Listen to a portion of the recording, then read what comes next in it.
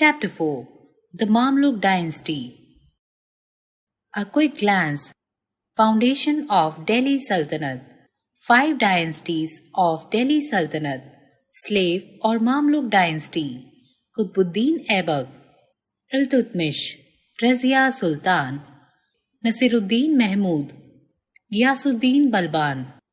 The Delhi Sultanate was a Muslim empire that ruled over parts of the Indian subcontinent for 320 years, from 1206 CE to 1526 CE. It was founded by Qutbuddin Aibak in 1206 CE after the Turkish invasions that resulted in the collapse of the Rajput kingdoms in India.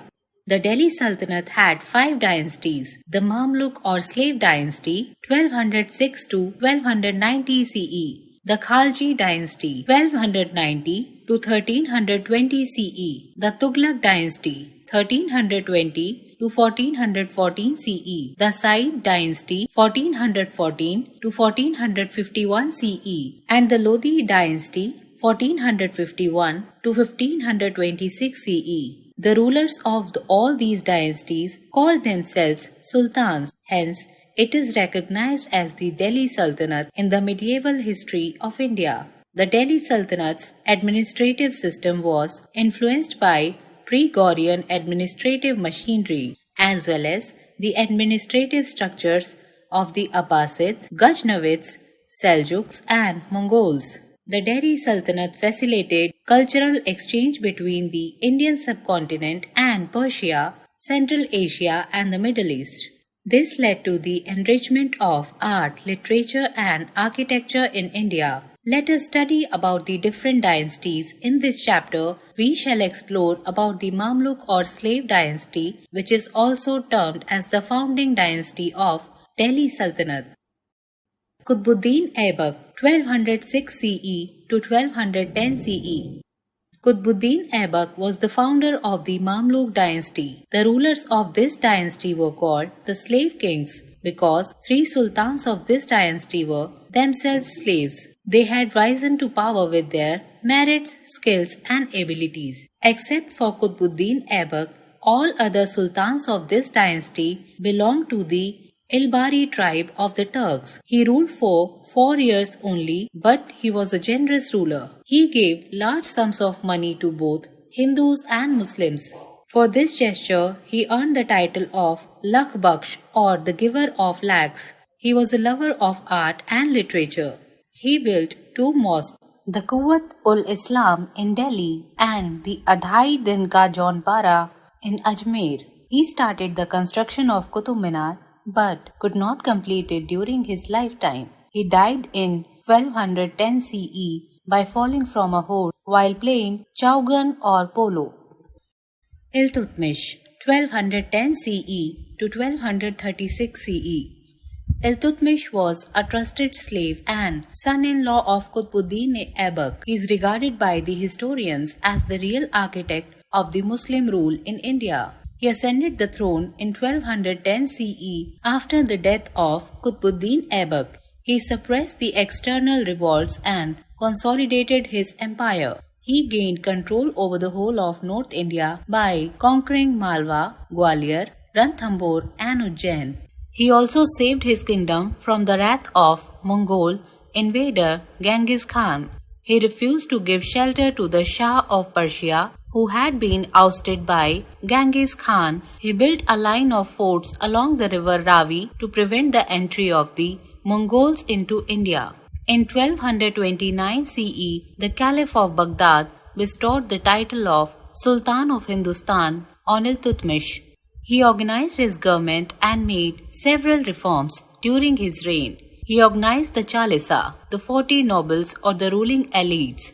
To ensure effective administration, he divided his empire into several iqtas under the supervision of iqtadars, who were responsible to maintain law and order and collect revenue in the areas under their jurisdiction. He also introduced coin currency in his kingdom. These were silver coins called taka and copper coins called jital. These coins were used throughout the Sultanate period.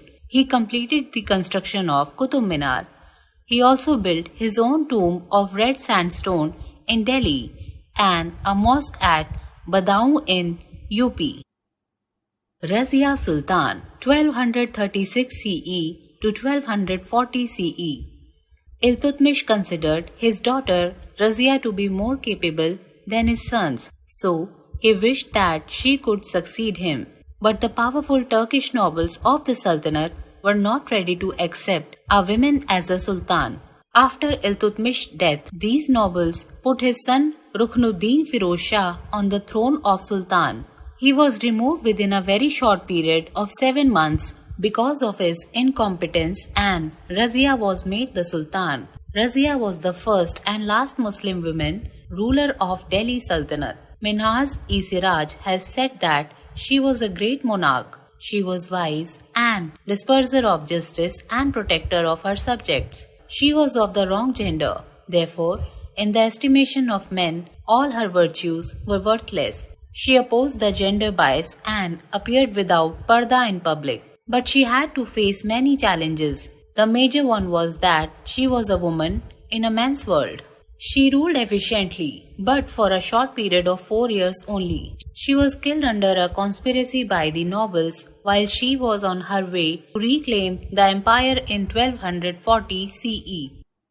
Snippet: as a woman and as a ruler, Razia Sultan is and will always remain an inspiration for the coming generations of males and females alike. While compiling the long list of rulers in Iltutmish dynasty, Razia is the only one Minhaj-e-Siraj credited as Lashgar-Kush, a war leader. Nasiruddin Mahmud 1246 CE to 1266 CE. There was a great political uncertainty in the Sultanate after the death of Razia Sultan. It was during this time that the Turkish nobles made Nasiruddin Mahmud the grandson of Iltutmish, Sultan of Delhi. During his reign, a noble by the name of Ghiyasuddin Balban was the real ruler of Delhi, and he enjoyed all the powers, whereas Nasiruddin Mahmud was a puppet king who spent his time in making a copy of the Quran and performing other religious activities. Nasiruddin Mahmud died in 1266 CE. After his death, Balban ascended. Ghiyasuddin Balban 1266 CE to 1287 CE. Razia's successors were all weak rulers. Ghiyasuddin Balban was a loyal slave of Iltutmish and a member of the Chalisa. He ruled for 20 years. He is known for his policy of blood and iron. He crushed the power of the Chalisa and defended his kingdom from the Mongol invasion. After becoming the Sultan in 1266 CE, he introduced strict discipline in his court. He crushed the revolt of Tughril Khan, the governor of Bengal, by personally marching against Tughril Khan and killing his entire family and supporters to discourage other governors from rebelling against the Sultan. Balban maintained an efficient network of spies to keep a check on the powerful nobles and maintain law and order. Balban reorganized the army and strengthened both the infantry and cavalry. He also set up a special department of military affairs called Diwani-Arz to help in carrying out the military reforms. He introduced the Persian custom of Sijda and Paibos. In Sijda, the people were required to touch the ground with their head to greet the Sultan. He even declared the Sultan must be regarded as the representative of God on earth who had absolute authority. He died in 1287 CE. After his death, the kingdom gradually weakened. Before his death, Balban had nominated his eldest son, Kai Khusro, as the Sultan, but this was not acceptable to the nobles. A dispute arose among the nobles for his successor. The nobles made Kuai Kabad, the son of Bagra Khan, an independent ruler of Bengal, the Sultan. But this did not end the tussle between the powerful factions of the nobles. It was a period of great chaos in the court that went on for a long time. This led to the collapse of the slave dynasty. Soon, a new dynasty came to power in Delhi. They were known as the Khaljis.